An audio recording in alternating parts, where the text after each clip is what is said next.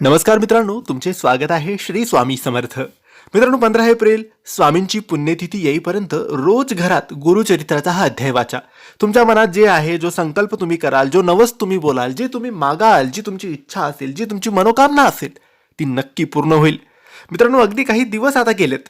स्वामींचा प्रकट दिवस होता आणि आता येणारा दिवस, येणारी तिथी म्हणजे स्वामींची पुण्यतिथी 15 एप्रिल 2026 वार बुधवारचा दिवस श्री स्वामी समर्थ महाराजांची पुण्यतिथी आहे आणि याच दिवशी प्रदोष व्रत सुद्धा आहे.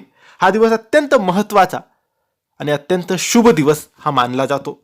या दिवशी स्वामींची सेवा करा, उपासना करा, स्वामींना विशेष आवडीचा नैवेद्य दाखवा, मंत्रजप करा, जवळच्या स्वामींच्या मठात, केंद्रात जा, तिथे काही कार्यक्रम आयोजित असतात त्यामध्ये सहभागी व्हा, तिथे आरतीला उपस्थित राहा, तिथे बसून सेवा करा.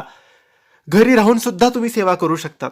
परंतु आपण आज बोलणार आहोत आजपासून किंवा उद्यापासून किंवा परवापासून तुम्हाला जेव्हा जमेल तेव्हापासून तुम्हाला गुरुचरित्राचा एक अध्याय रोज सकाळी उठून अंघोळ वगैरे करून देवघरासमोर बसून रोज सकाळी वाचायचा आहे.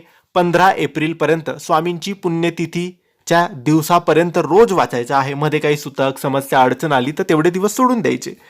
याचे कोणते नियम नाही, फक्त काही नियम आहेत. ते म्हणजे जोपर्यंत आपला हा अध्याय वाचन सुरू आहे 15 एप्रिलपर्यंत, तोपर्यंत मांसाहार करू नका, व्यसन करू नका, वाईट विचार करू नका, वाईट बोलू नका, शुद्ध राहा, शाकाहारी राहा, दोघी टाइम जेवण करा, पोटभर जेवण करा आणि रोज सकाळी हा अध्याय वाचा.